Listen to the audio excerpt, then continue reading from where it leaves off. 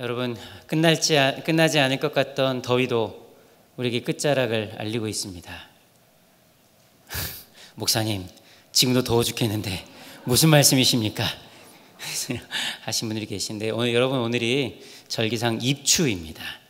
입추는 가을이 시작되는 절기를 말하죠. 우리가 알지 못하는 때에도 신압으로 시간은 계속 흘러갑니다.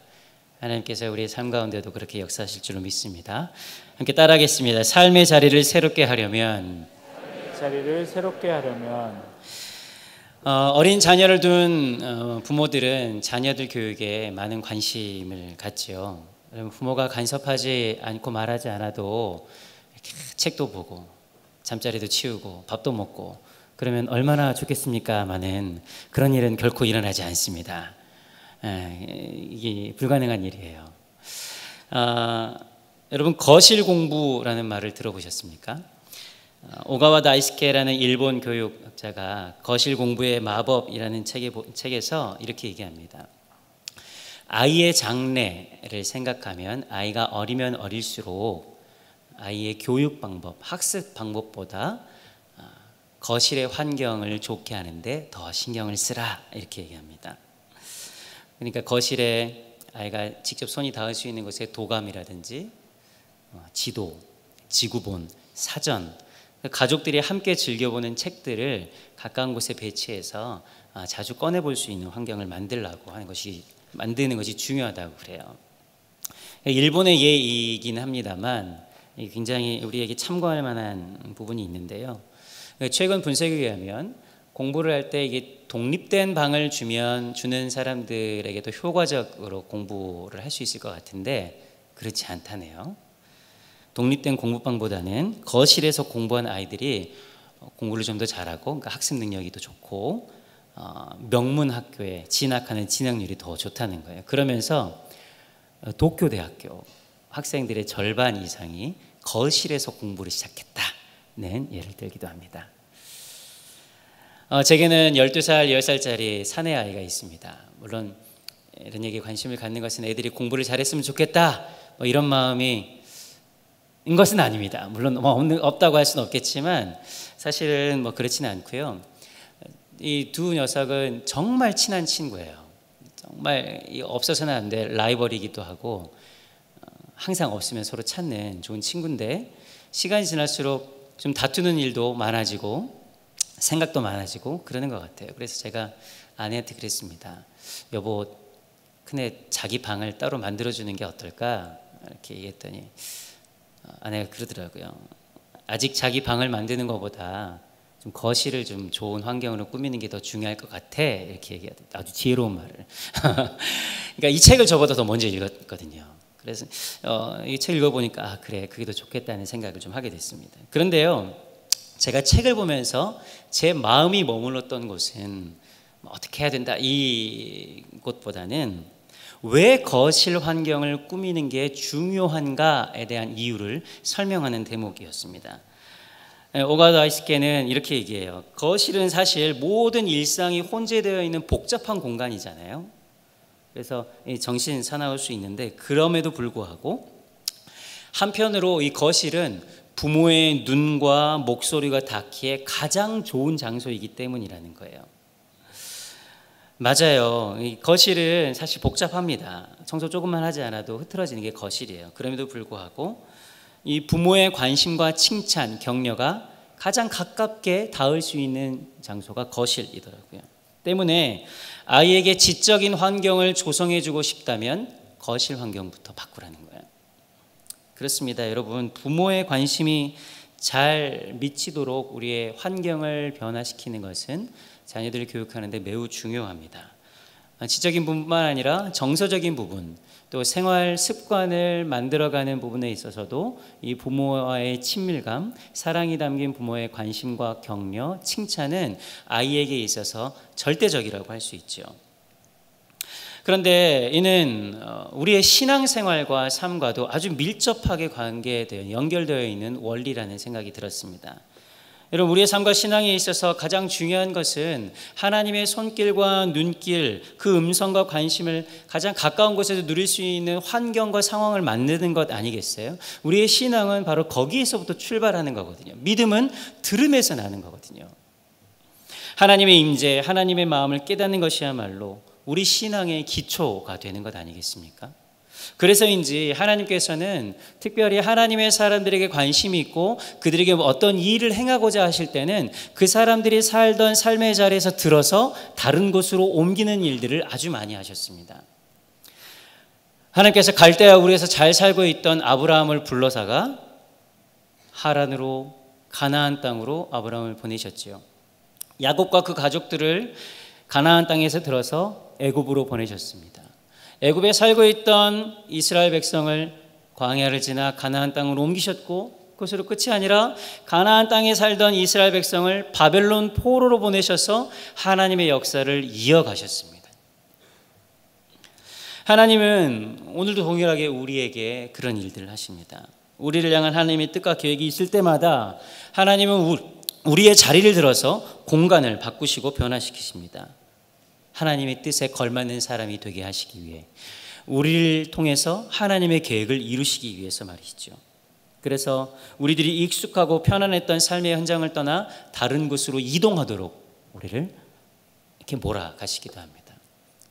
공간의 이동뿐만 아니라 우리가 익숙했던 삶의 습관, 문화, 관습, 그리고 관계로부터 우리의 삶을 송두리째 흔들어서 때로는 단절시키기도 하고 때로는 새로운 관계를 맺게 해서 우리의 주변 환경을 변화시키기도 하시죠. 왜요? 하나님의 뜻, 하나님의 계획을 우리를 통해서 성취하기 위해서 말이죠. 오늘 말씀을 반추하면서 우리의 삶의 여정을 이곳으로 인도하신 하나님의 뜻과 이유를 발견하는 저 여러분 되기를 바랍니다.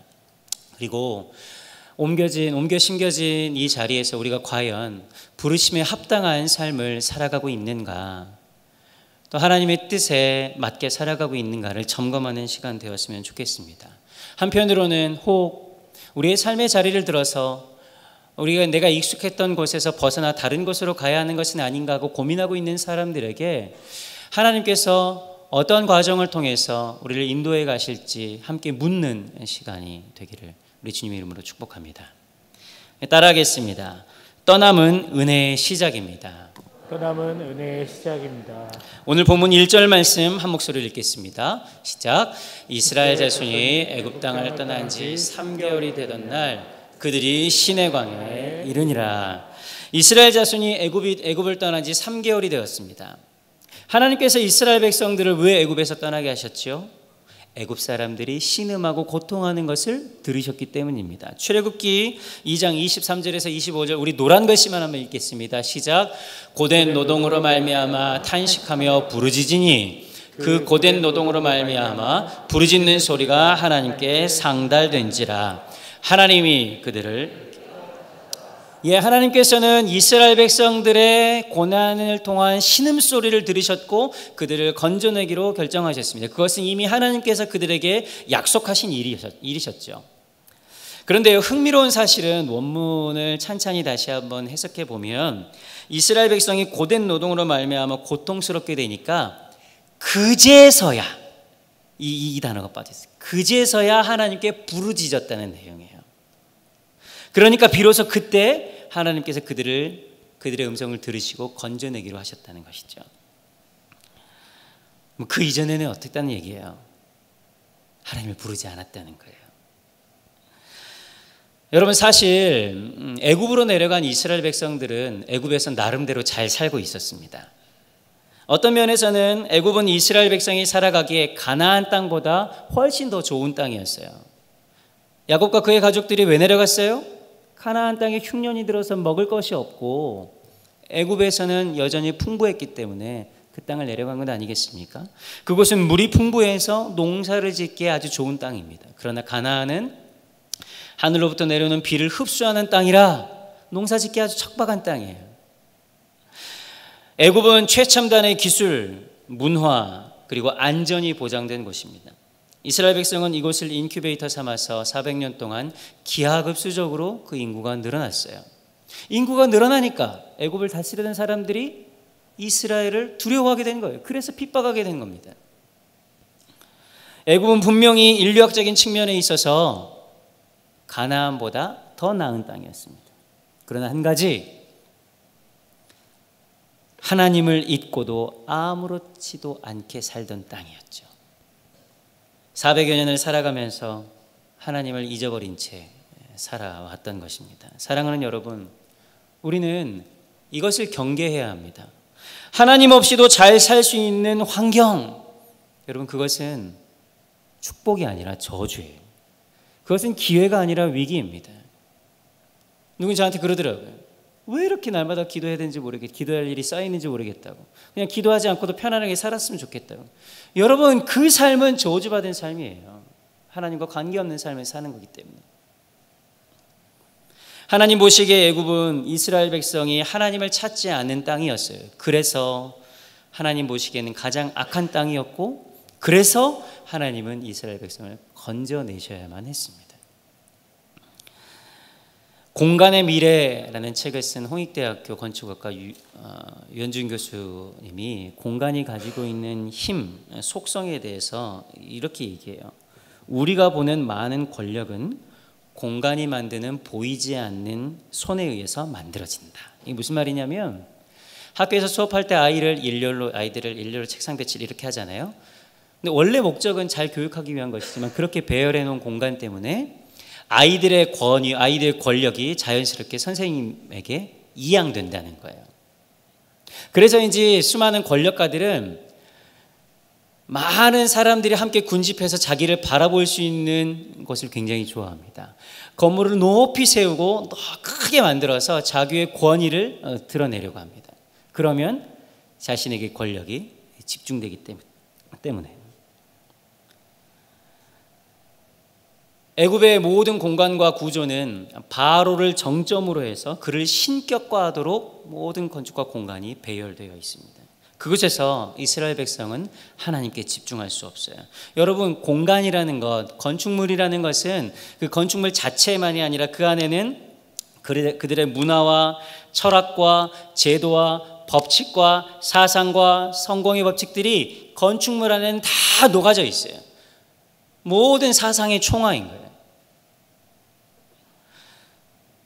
이 체제 안에서 이것을 받아들이고 그 체제가 만들어오는 삶의 방식을 따라 살던 이스라엘 백성들은 자기도 모르게 자신의 권력을, 자신의 권위를 바로에게 이양하고 그 법칙 아래 살아왔던 거예요.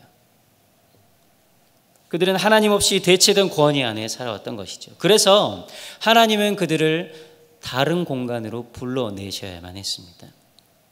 그것이 때로는 핍박으로, 때로는 고난으로, 때로는 은혜 주심으로, 때로는 하나님의 역사를 보여주시는 방식으로 이스라엘 백성들에게 나타났던 거예요. 왜요? 떠나야 하기 때문에. 레위기 18장 3절 말씀 함께 읽겠습니다. 시작. 너희는 주하던 애굽 땅의 풍속을 따르지 말며 내가 너희를 인도할 가나안 땅의 풍속과 규례도 행하지 말고. 여러분, 무엇으로부터 떠나야 합니까? 하나님 없이 살아가는 익숙한 삶의 방식에서 떠나야 한다는 거예요. 그것은 거짓된 속임입니다.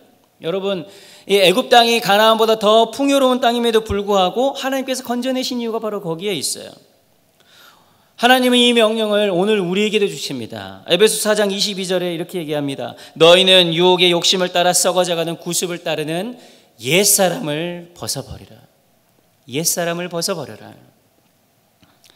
하나님을 물질로 대체하는 소비주의, 물질주의, 황금만능주의에서부터 벗어나라는 거예요. 개인의 욕심과 안녕만 추구하려고 하는 개인주의, 집단이기주의에서 벗어나라고 하는 거예요. 그것만입니까? 애굽의 노예로 살아가면서도 노예로 살아가는지조차도 모르는 이 무감각한, 무뎌진 현실 감각, 노예 근성에서 벗어나라는 거예요. 실패하는 삶의 자리임에도 불구하고 갖고 있는 이 열등감, 실패감, 교만함에서 벗어나라고 하나님 말씀하고 계십니다. 죄로 물든 세속 문화를 무분별하게 받아들이는 그 습관에서 벗어나야 한다고 하나님 우리에게 말씀하십니다. 그래야만 하나님께서 우리에게 약속하신 그 땅을 유업으로 얻을 수 있게 되는 거예요. 사랑하는 여러분, 그 자리를 떠나는 그것은 쉬운 일은 아닙니다. 익숙한 공간을 벗어나 새로운 공간에 낯설은 곳에 가는 그것은 우리에게 참 어려운 일이고 스트레스입니다. 그러나 떠남은 끝이 아니라 은혜의 출발이요, 결별은 새로운 문을 여는 첫 걸음이 됩니다. 거대한 제국과 시스템을 신뢰하는 우리의 불신앙을 내려놓고 신실하게 우리의 삶을 인도해 가시는 그 하나님을 신뢰하는 저 여러분 되기를 우리 주님 이름으로 축복합니다. 따라하겠습니다. 광야를 통과해야 합니다. 통과해야 합니다. 본문 2절 말씀 함께 읽습니다. 시작. 그들이 르비딤을 떠나 시내 광야에 이르러 그 광야에 장막을 치되 이스라엘이 거기 산 앞에 장막을 치니라. 출애굽한 지 석 달, 그러니까 100여일 정도가 지난 뒤에 시내 광야에 도착합니다. 그 시내 산이 오늘날 학자들이 말하는 그 시내 산인지는 정확하게 알 수 없지만 그곳 주변이 비슷하다면 이스라엘 백성들은 출애굽하자마자 광야의 길을 걷게 됩니다. 그곳에서는 물도 없고요, 양식도 없습니다.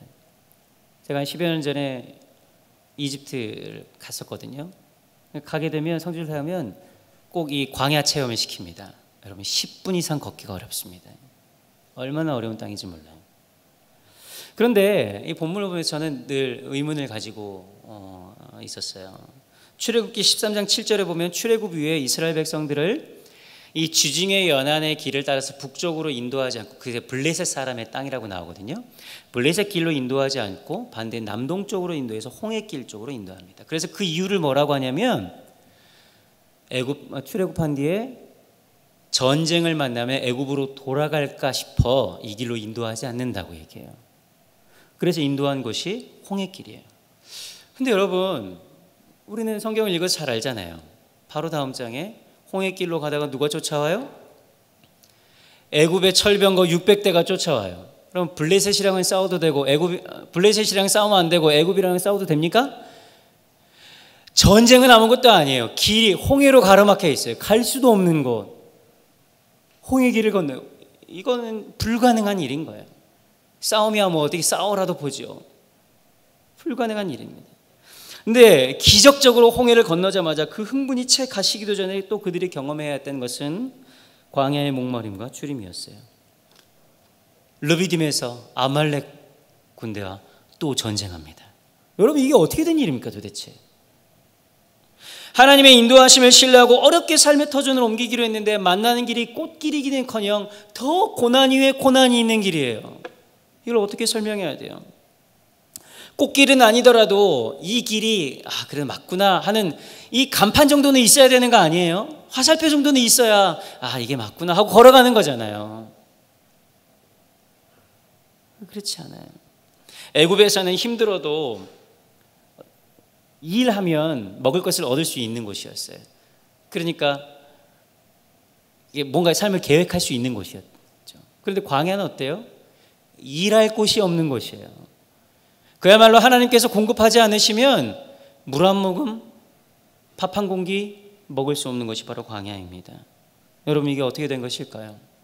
하나님의 인도하심이 잘못된 것일까요?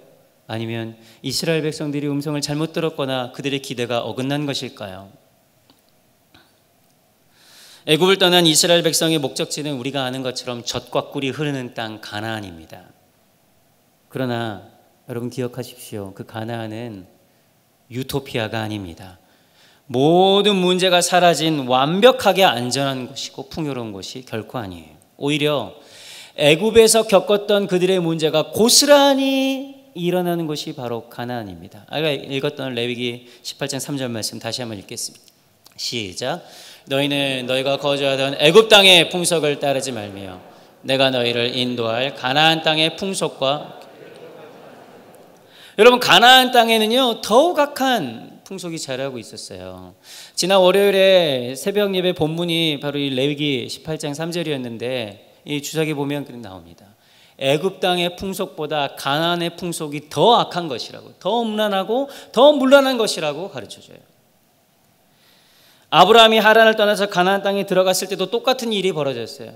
갈대아 우리에서 잘 살고 있었는데 가족들과 다 이동해서 가나안 땅에 딱 들어가 보니까 아무도 없겠거니 깃발을 꽂으려 봤더니 더 포악한 민족이 이미 이 땅 내 거야 하고 자리하고 있었어요. 그들은 난폭했고 포악했고 음란했고 문란했고 브레이크가 없었어요. 사랑하는 여러분, 기억하십시오. 하나님께 가나안 땅 그 자체가 결코 목적이 아닙니다. 하나님께는 이스라엘 백성이 살아계신 하나님과 버타여 살아가고 하나님만을 의지하는 백성이 되는 것, 그것이 하나님의 목적이에요. 그래야만 약속하신 가나안 땅에 들어가더라도 이스라엘 백성이 그곳에서 풍요를 누릴 수 있게 되는 거예요. 이스라엘은 일을 배우고 훈련해야 합니다. 지금까지 자기 스스로의 힘으로 어떻게든지 발버둥 치면서 살아보려고 애썼던 그들의 이 애굽의 방식을 버려야 돼요. 더 이상 이렇게 살 수 없어요. 계속 그렇게 살면 안 되는 거예요. 이것이 하나님께서 이스라엘을 광야 길로 인도하신 이유입니다. 광야를 통과하지 않고서는 결코 가나안에 갈 수도 없고, 하나님과 버타여 살아가는 법을 배우는 가장 최적의 장소가 바로 광야이기 때문이지요. 그러니 사랑하는 성도 여러분, 여러분 중에 새로운 삶을 살기로 결단하고 새로운 시도를 했는데 계속 이상하게 일이 꼬여만 가고 일이 쌓여만 가고 막혀만 가는 사람들이 계십니까?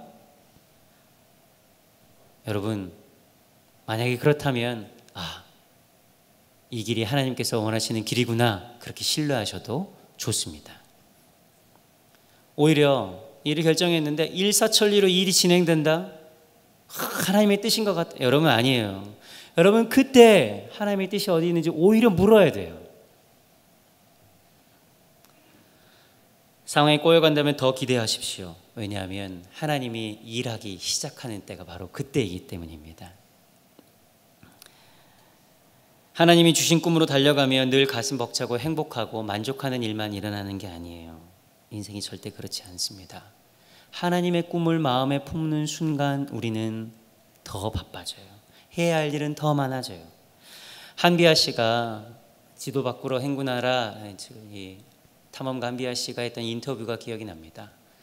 꿈을 꾸는 자가 될 것인가, 꿈을 이루는 자가 될 것인가. 자신의 삶을 결정하는 데 있어서 가장 기준이 되는 것은 바로 그것이었다는 거예요. 누구나 꿈을 꿀 수 있지만 그것을 이루기 위해서는 부단한 연단과 훈련의 과정이 반드시 필요합니다. 그러니 사랑하는 여러분, 주저하지 말고 시도하십시오. 다가오는 장애물을 두려워할 필요도 없습니다. 여러분, 광야를 통과할 수 있는 기름과 무엇일까요? 우리 4절 말씀 함께 읽겠습니다. 시작. 내가 애굽 사람에게 어떻게 행하였음과 내가 어떻게 독수리 날개로 너희를 업어 내게로 인도하였음을 너희가 보았느니라. 시내 광야에 텐트를 친 이스라엘 백성들을 향해서 하나님은 모세에게 그렇게 말씀하라고 합니다. 광야를 걷게 된 사람들에게 이 광야를 온전히 통과하기 위해선 애굽 사람들에게 내가 어떻게 행했는지를 너희가 기억해라. 그리고 독수리가 날개로 업어 너희를 이곳까지 어떻게 인도했는지를 날마다 기억해라. 사랑하는 여러분, 우리의 발걸음은 광야 메마른 땅을 걷고 있지만 하나님의 눈길과 손길은 결코 우리를 떠난 적이 없습니다. 여전히 우리의 삶과 함께 계시는 거예요. 우리가 현실의 무게에 짓눌리게 되면 일어나는 첫 번째 일은 뭐냐면 지금까지 베풀어 주셨던 하나님의 은혜를 송두리째 잊어버린다는 거예요. 그게 희한해요. 그러나 하나님은 한 번도 이스라엘을 향한 시선을 거두지 않아요. 그것을 붙잡는 사람들에게는요.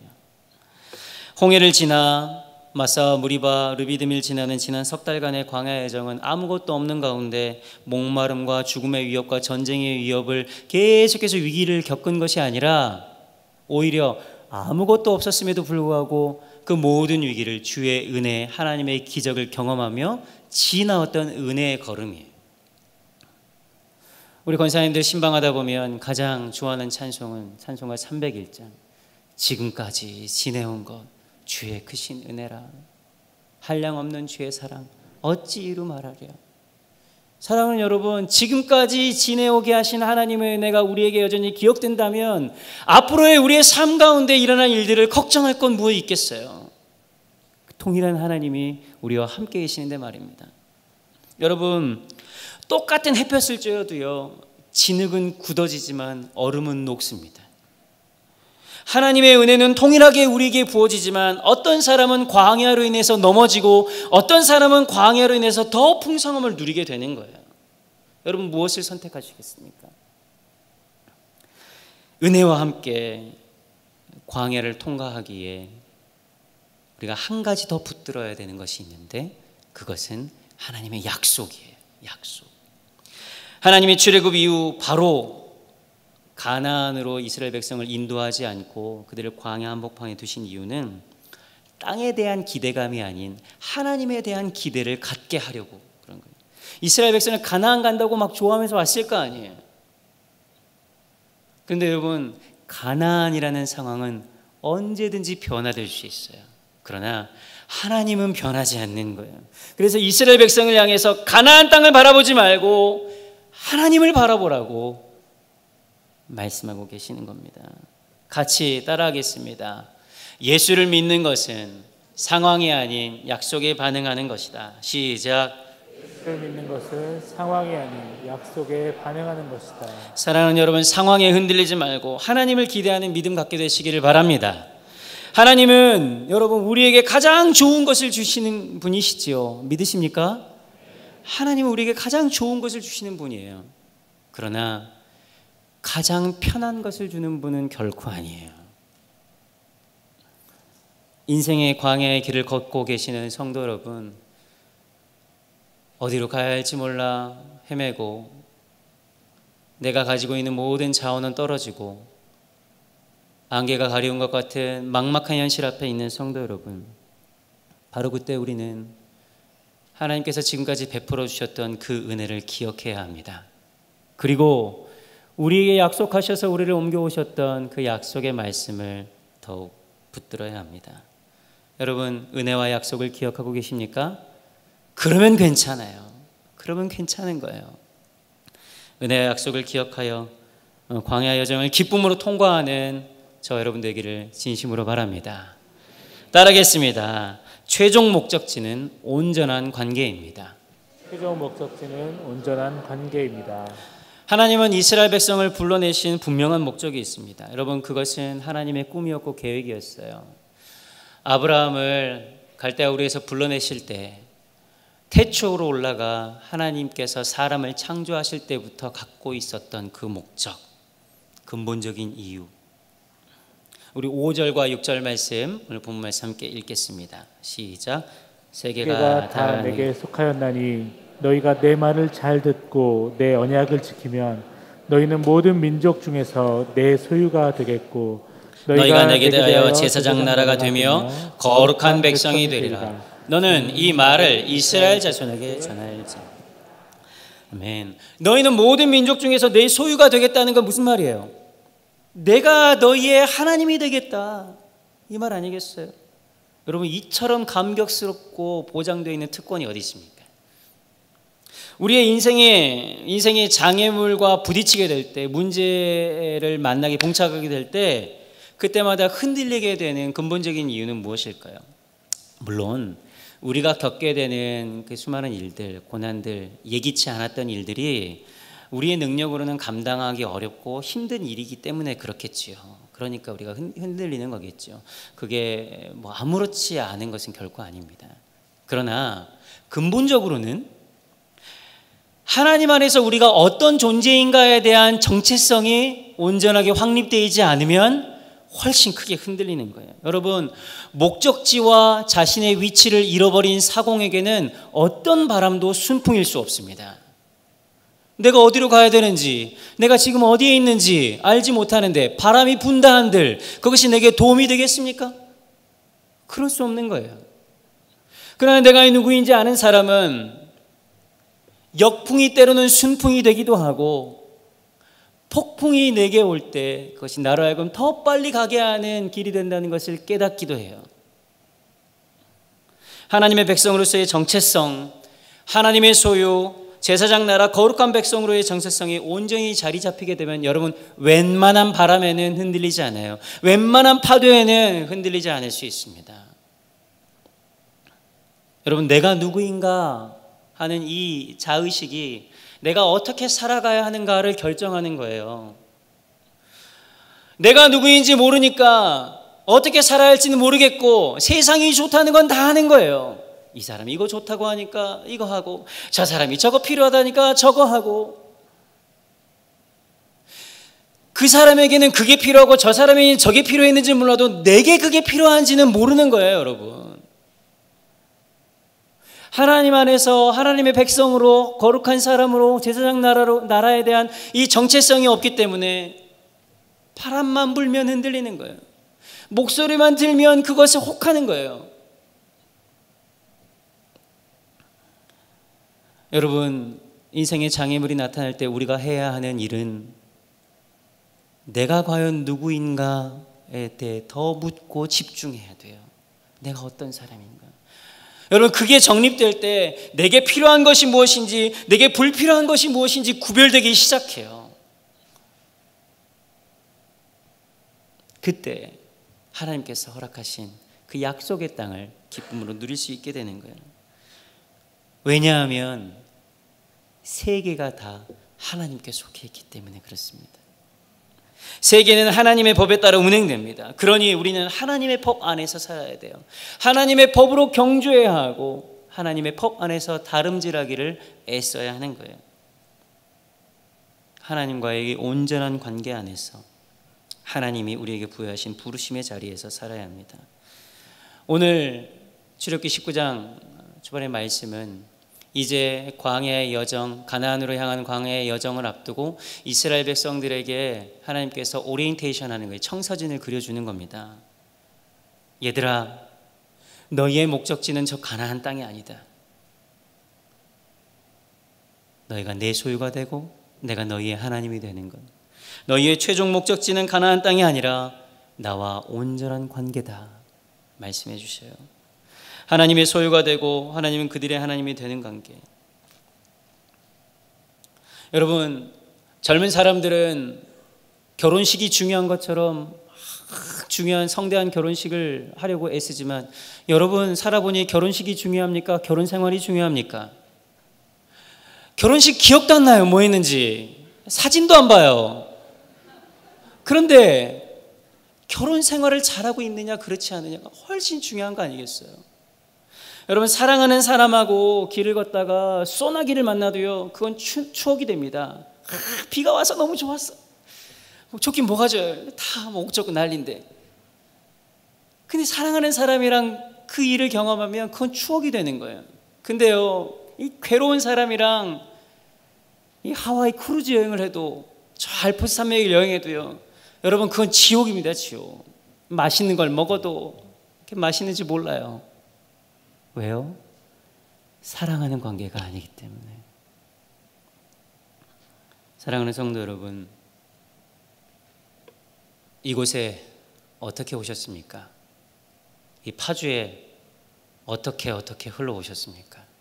그리고 거룩한 빛 운정교회 어쩌다가 오셔서 한 신앙 안에서 공동체를 이루기로 결정하시고 성도 되기로 결정하셨습니까? 각자마다 사정이 있겠지요. 각자마다 이유가 다르겠지요. 그것을 저희가 다 자세히 알 수는 없습니다. 그 깊은 사연과 그 삶의 이야기를 어떻게 다 듣겠습니까? 하지만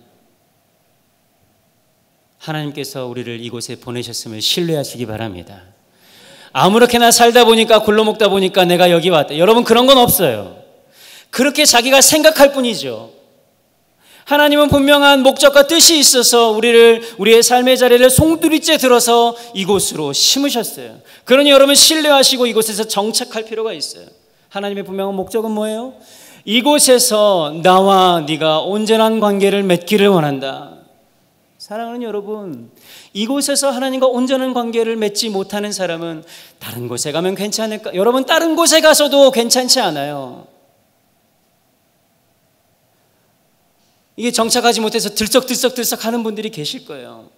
여러분 여기냐 저기냐 중요하지 않다니까요. 그러니 그 하나님, 이곳을 옮기신 하나님을 신뢰하고 여기 뿌리를 내리십시오. 그러다가 여러분, 하나님께서 계획에 있어서 딴 곳으로 옮기겠다 하면 제 아무리 이곳이 좋아서 기둥뿌리를 부여잡고 붙들려 있어도 여러분, 바람이 훅 불면 날아가는 민들레온씩 훅 날아가는 것처럼 그냥 날아가게 돼요. 독수리가 날개로 업어서 우리를 이동시키면 우리의 삶의 자리는 그 순식간에 이동하게 되는 거예요. 그러니 지금까지 우리를 업어 인도하신 하나님을 신뢰하고 기억하며 또한 약속의 말씀을 붙들고 걸어가는 인생 되시기를 우리 주님의 이름으로 축복합니다.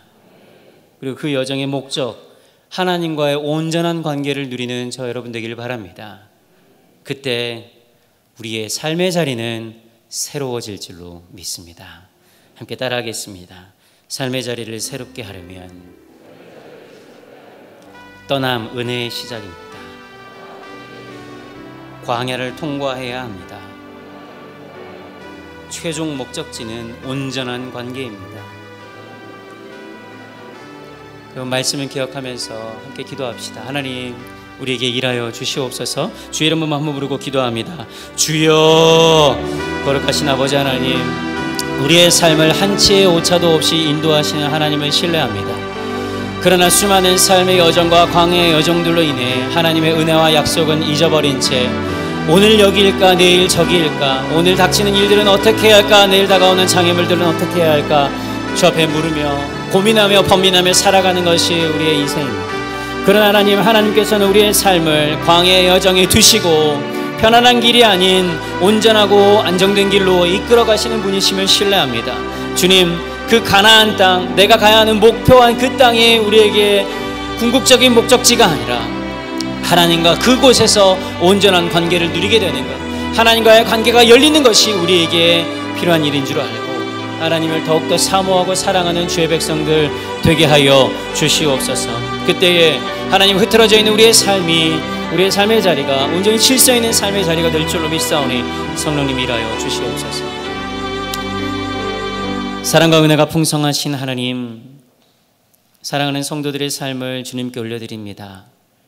각자의 삶의 여정에 광야의 길을 걷고 있는 사람, 그 광야의 여정의 막바지에 이르러 이제 하나님 약속의 땅에 입성하는 사람들, 하나님 약속하신 그 언약의 땅에서도 하나님 보내신 것을 만나 고민하며 내일에 대한 염려와 두려움으로 쌓여있는 사람들, 하나님의 사람들에게 찾아가셔서 위로하여 주시고 괜찮다 말씀하여 주시옵소서.